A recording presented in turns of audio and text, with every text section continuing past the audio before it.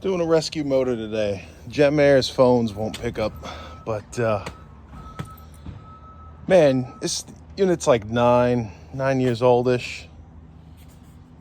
It's got like a variable speed condenser fan motor.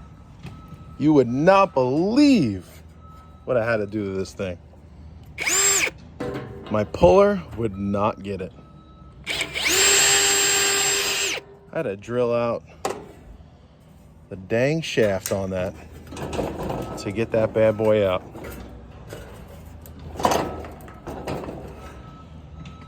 It's either that or I need a new puller, man.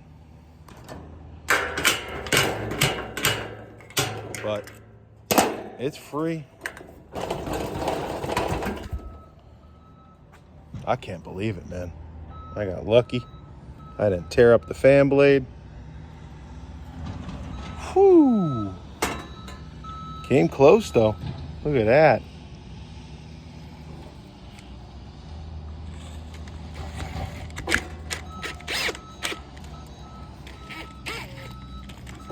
Holy smokes. Whew. That one was fighting me today. I'm gonna need a coffee after this one. Catch you guys on the next one.